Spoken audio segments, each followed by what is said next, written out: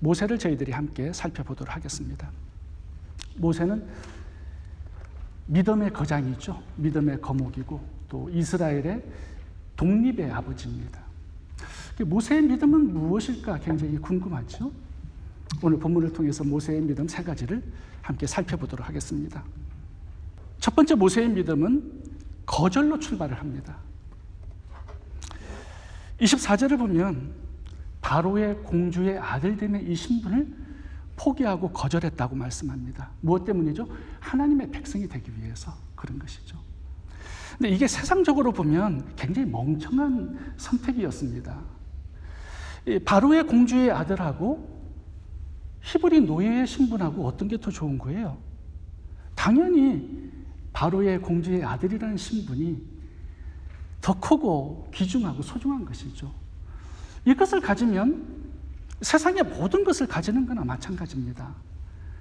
그리고 바로 왕이 자식이 없고요. 그 딸 하나가 무남동녀입니다. 또 자식이 없기 때문에 모세를 입양한 것이거든요.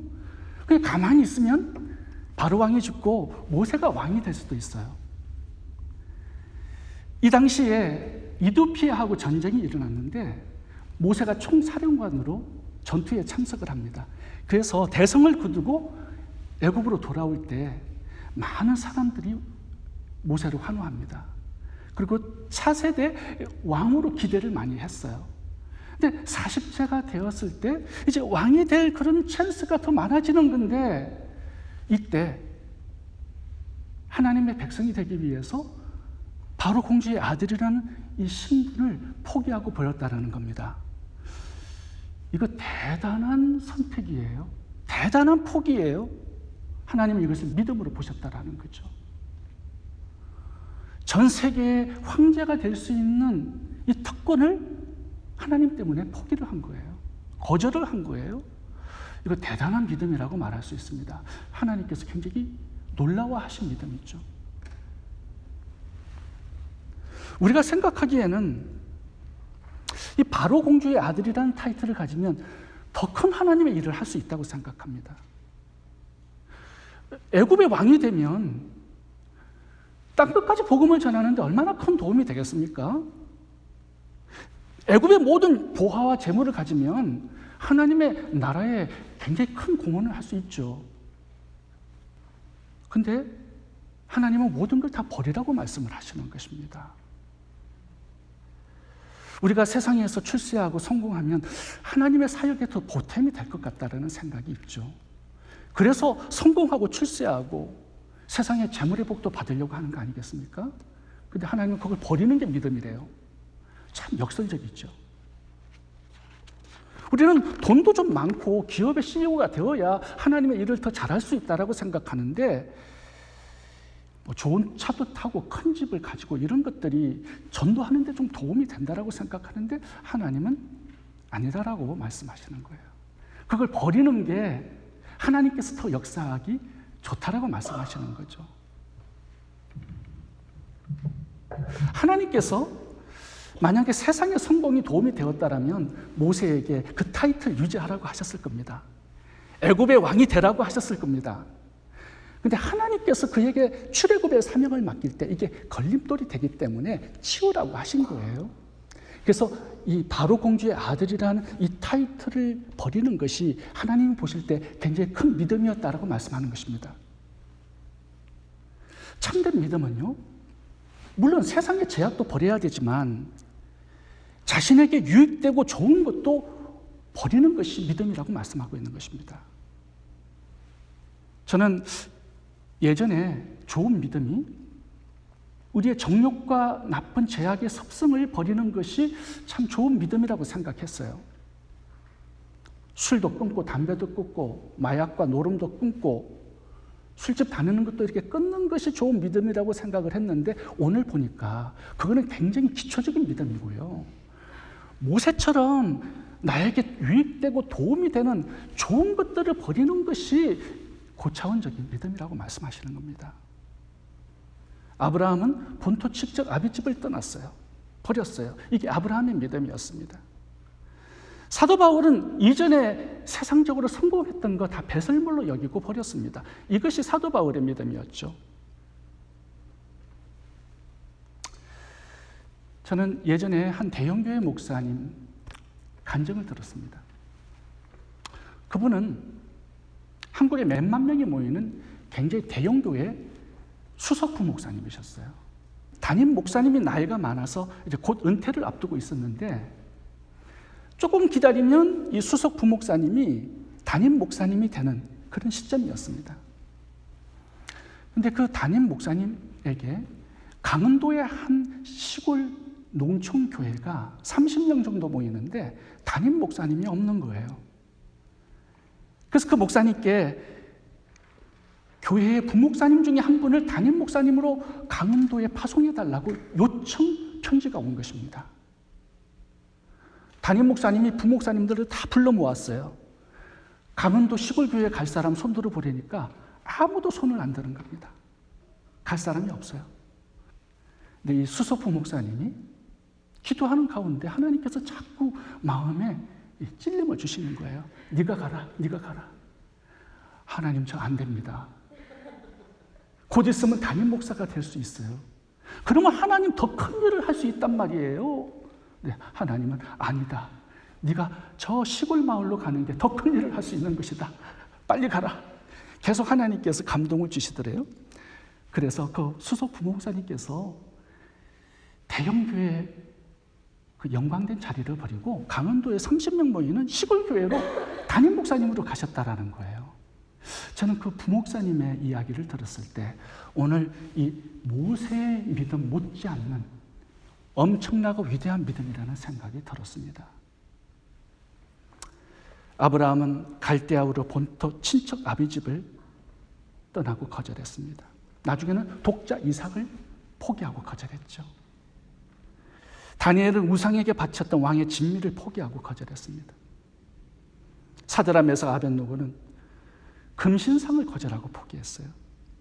요셉은 보디발의 아내의 유혹을 거절했습니다. 예수님은 마태복음 4장을 보면 마귀가 제안했던 천하만국의 영광을 거절하고 하나님을 선택하고 인류의 구원을 완성하셨습니다.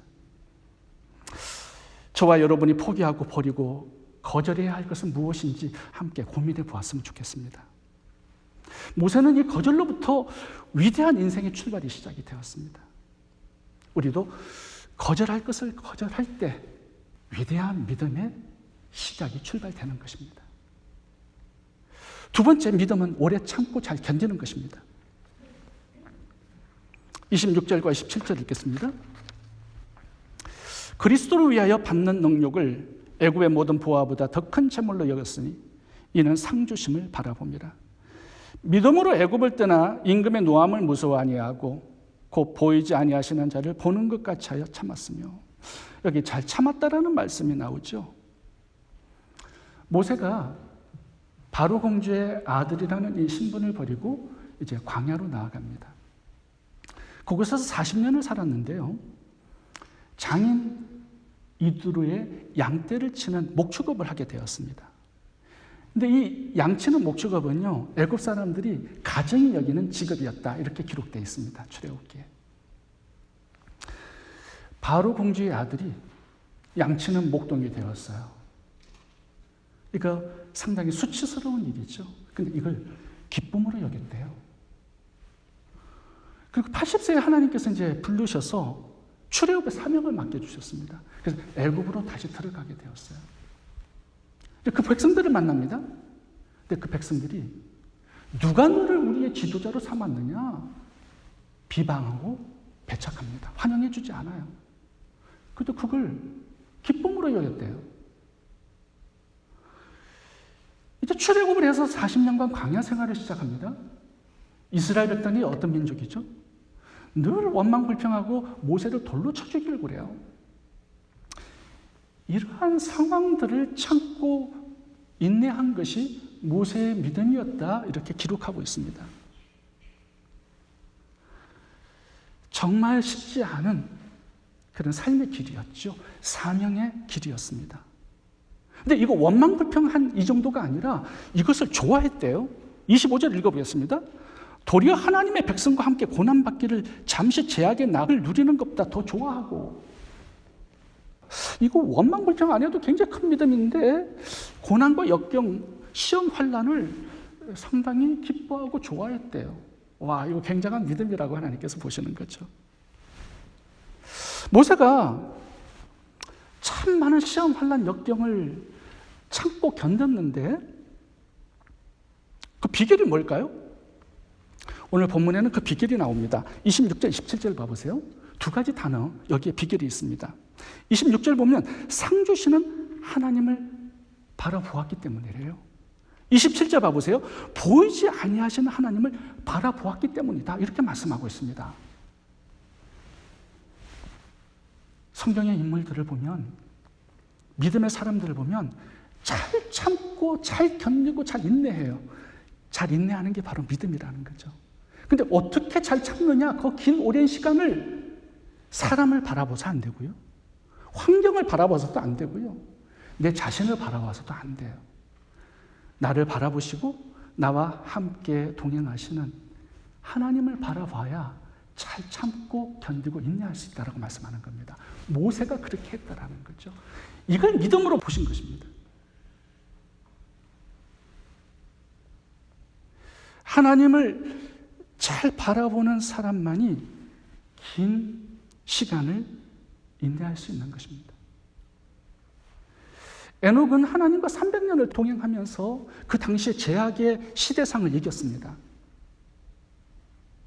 모든 사람들이 타락의 길을 걸어갈 때 하나님께서 심판하실 수밖에 없는 그 시대상에서 어떻게 에녹은 믿음의 길을 걸어갈 수 있었을까요? 그 죄악된 시대상을 인내하고 견디고 참아낼 수 있었을까요? 네, 동행하시는 하나님을 바라봤기 때문이에요.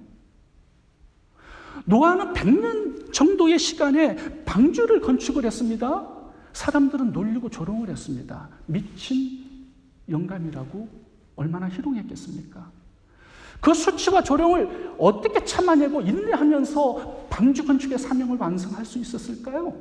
예, 자신을 바라보는 하나님을 바라보았기 때문이죠. 방주 안의 기간이 1년이 넘는 시간이었습니다. 어떻게 그 방주 안의 답답한 상황을 노아는 견딜 수 있었을까요? 꼭대기에 우리 교회처럼 이 창문을 통하여서 하나님을 바라보았기 때문입니다. 다른 비결이 없어요. 고난과 역경, 시험, 환난을 잡아낼 수 있는 비결은 다른 데 있지 않아요. 하나님을 바라보는 것에 있는 것입니다. 그래서 하나님을 잘 바라보는 것, 이게 좋은 믿음이라고 말씀하는 거예요. 요셉은 형제들에게 인신매매를 당해서 애굽의 노예가 되었습니다. 그 10년 원한이 깊었을 거예요. 근데 3년은 보디발의 아내에게 모함을 당해가지고 감옥 생활을 합니다. 더 큰 원한이 생겼을 거예요. 만약에 요셉이 자기를 바라보는 형제들을 바라보고 보디발 아내를 계속 바라보고 집중했다면 아마 미쳤을 거예요, 감옥에서. 근데 자신과 동행한 하나님을 계속 바라보고 집중했어요. 그랬더니 13년의 고난의 세월을 잘 참고 인내할 수 있었던 것입니다. 다윗도 마찬가지죠. 다윗의 환경은 더 열악했습니다. 사울 왕이 13년을 쫓아다녀요. 죽이려고. 3,000명의 암살단을 풉니다. 그 강원도만한 작은 땅에. 근데 다윗은요, 사망의 엄침한 골짜기를 걸어갔지만 그 사망의 골짜기를 바라본 것이 아니라 주께서 나와 함께 하시고 주의 지팡이와 막대기로 나를 보호하시고 인도하시는 그 하나님을 바라보았습니다. 그래서 그 고난의 13년의 세월을 잘 참고 인내하고 이스라엘의 두 번째 왕이 될 수 있었던 거죠. 시편 121편 읽어보겠습니다. 내가 산을 향하여 눈을 들리라. 나의 도움이 어디서 올고 나의 도움이 천지를 지으신 여호와에게서로다. 내가 눈을 들리라. 살아계시고 나와 동행하시는 그 하나님을 내가 바라보리라. 이것이 다윗의 승리의 비결이었습니다.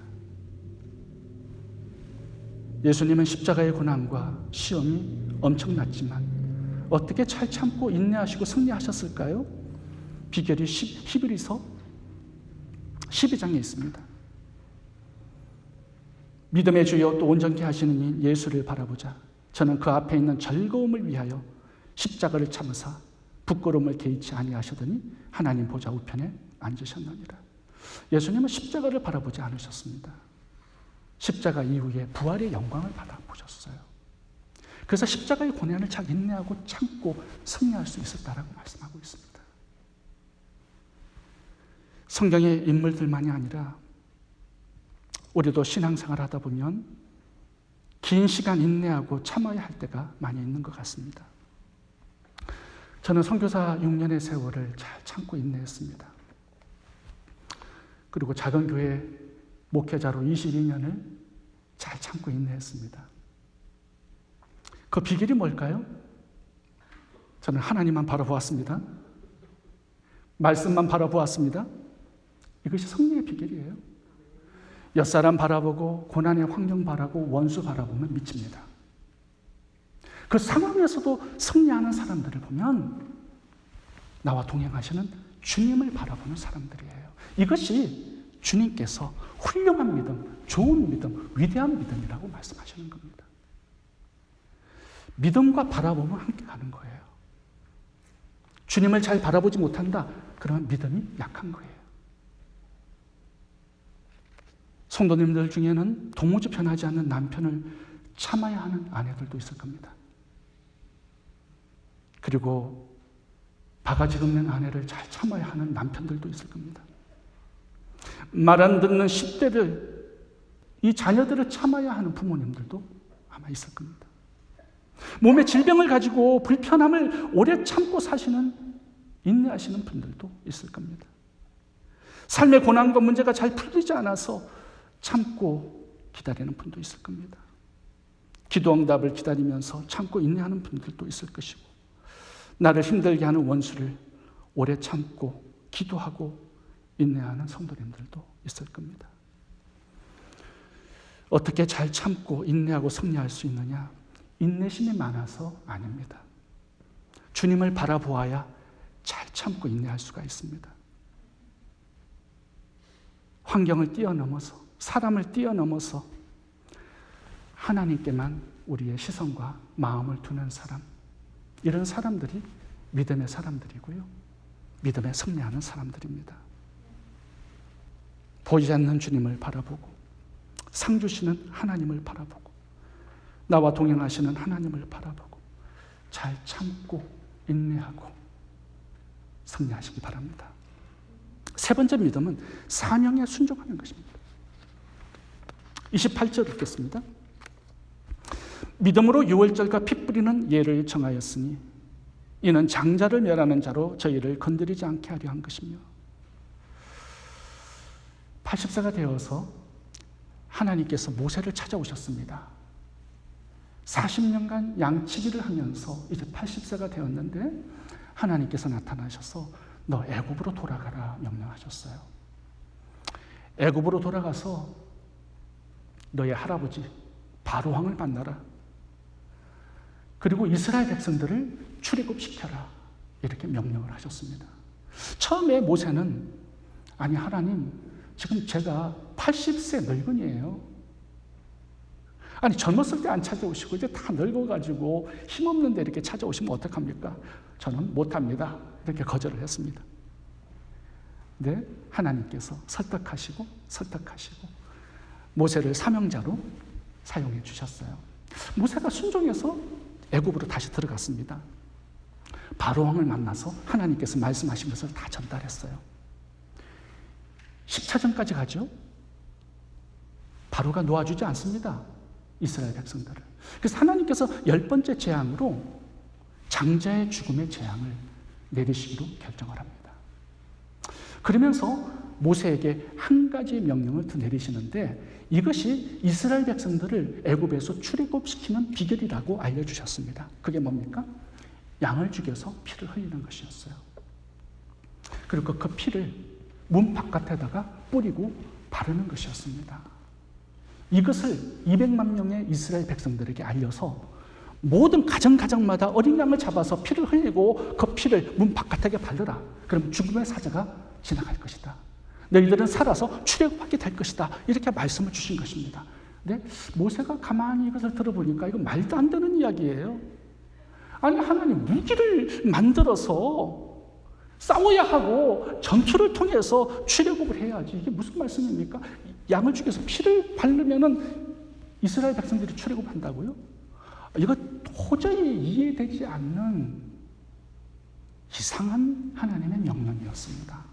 그렇지 않아요? 여리고성도 13바퀴 돌면은 무너지고 승리한다고 그러는데 이걸 누가 믿을 수 있을까요? 근데 모세가 이걸 믿었어요. 그래서 하나님께서 위대한 믿음이라고 하시는 거예요. 모세는 40년 동안 애굽의 왕궁 교육을 받은 사람입니다. 최대 학문을 공부한 지성인이에요. 그런데 양의 피를 바르면 이게 출애굽을 한다라는 이 이야기가 믿어질 수 있겠어요? 그런데 모세는 이걸 믿은 거예요. 그리고 이스라엘 백성들에게 알려서 모든 이스라엘 백성들이 양을 죽여서 그 피를 바른 겁니다. 이것이 출애굽의 비결이 된 것입니다. 전투를 통해서 그런 게 아니에요. 어린 양의 피로 그렇게 되었다라는 거예요. 근데 이것이 이제 유월절의 첫 출발점입니다. 이스라엘에는 지금도 유월절을 지킵니다. 이게 이스라엘의 가장 큰 축제일이에요. 왜? 독립기념일이기 때문에 그래요. 근데 이 유월절은요, 무엇을 예표하는 겁니까? 예수님의 십자가 죽음과 그 피를 예표하는 거예요. 이걸 통하여서 온 인류가 구원을 받는 이 하나님의 구원의 방법을 이제 세상에 드러내게 된 것입니다. 누구를 통하여서? 믿음의 사람 모세를 통해서 그렇게 된 거예요. 근데 이 구원의 방법이 참 믿겨지지 않는 방법입니다. 예수님의 보혈의 피를 믿으면 제사함과 구원을 주겠대요. 모세가 이 하나님의 구원의 방법을 인류에게 선포하고 드러내게 되었다라는 겁니다. 이것이 하나님께서 모세에게 보셨던 위대한 믿음이었다라는 거죠. 근데 여기서 보시면 굉장히 중요한 단어가 두 가지 나옵니다. 첫 번째는 피 흘림이 있었고요. 두 번째는 피 뿌림이 있습니다. 오늘 본문에서 두 가지를 말씀해요.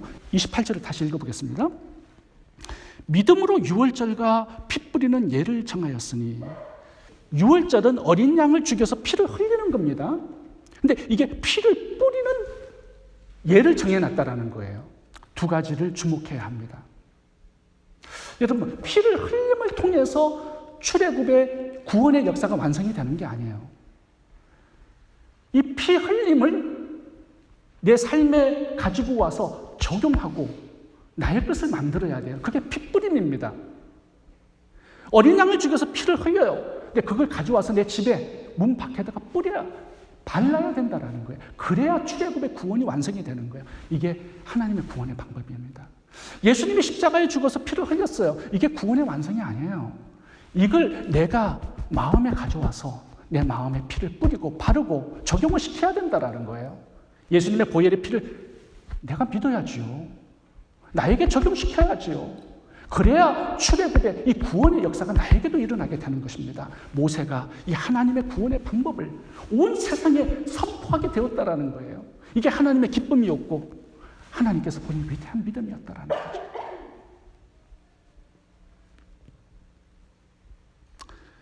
암병을 치료하는 좋은 약들이 나와 있습니다. 약이 나오면 뭐합니까? 내가 먹어야지. 아무리 좋은 약이 세상에 나와도 소용없어요. 내가 적용을 나 자신에게 해야지. 세상에는 돈이 너무 많습니다. 근데 내 돈이 아니에요. 내 돈이 되어야 그게 나에게 유익이 되고 나에게 힘을 주는 능력이 되지 않겠습니까? 예수님의 보혈도 마찬가지예요. 2000년 전에 십자가에서 피가 흘려졌어요. 이제 내가 그 피를 내 마음에 뿌리고 바르는 개인적인 적용은 내가 해야 된다는 말입니다. 그 피를 제사함의 능력으로 믿고 받아들이고 예수님을 영접해서 내 구원자로 삼는 게 바로 피를 뿌리는 거예요. 모세가 이 두 구원의 방법을, 하나님의 구원의 이 방법을 세상에 선포하는 이 믿음으로 쓰임을 받은 것입니다. 그래서 하나님은 모세를 참 위대한 믿음의 사람이었다, 이렇게 소개하고 있는 거죠. 여러분, 누구나 200만 명의 영혼을 책임질 수는 없습니다. 그건 모세만 할 수 있는 거예요. 누구나 로마의 복음화 사도 바울처럼 그거 책임질 수 없습니다. 사도 바울만 로마의 복음을 이룰 수 있는 사람이에요. 그런데 하나님께서 구원받은 성도들에게도 맡겨주시는 영혼들이 있습니다. 그 한 영혼은 내가 책임질 수 있도록 나를 구원하신 거예요. 우리가 비록 200만 명은 책임질 수 없지만 내 자식은 책임져야 되고요. 내 남편과 부인은 내가 책임져야 돼요. 그게 믿음이라는 것입니다. 예수 그리스도의 복음을 전해서 그 사람들에게도 유월절이 적용될 수 있도록, 오늘날에도 그 유월절이 축제일이 될 수 있도록 내가 복음의 피를 뿌리고 복음을 전하고 다녀야 된다는 거죠.